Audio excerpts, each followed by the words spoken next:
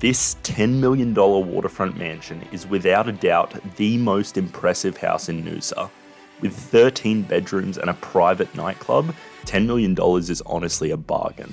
I've lived in Brisbane since I was 5 years old, but it still took me until this year to finally go to Noosa.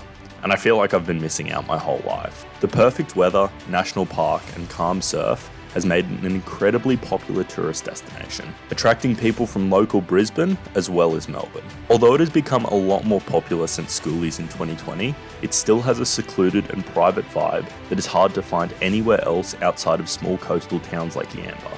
Greater Noosa, extending to Sunshine Beach, is home to some of the most expensive properties in Queensland, and it's easy to see why.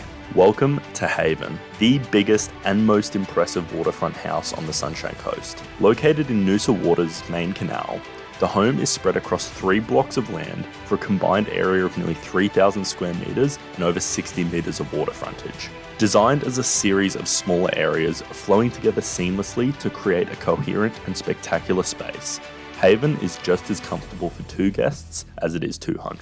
The home is a grand estate and a timeless representation of luxury, with every amenity you could want, including a commercial kitchen and laundry, a lift and wine cellar, a 25-metre lap pool, a full-size floodlit tennis court, a nightclub and media room, a gym and steam room, an outdoor cabana and teppanyaki grill, as well as 2 private jetties, a boat shed, and 3 boat lifts. Truly a residence of unrivaled proportion, Hayven is and forever will be one of the most spectacular homes in Australia. The Noosa property market is unique because the local council doesn't want it being overdeveloped. Due to the limited number of developments and high demand for properties there, it has artificially created a price hike as people are forced to pay even more to secure property in the area. At this rate, Noosa is set to be one of the most expensive places in Queensland, if not Australia.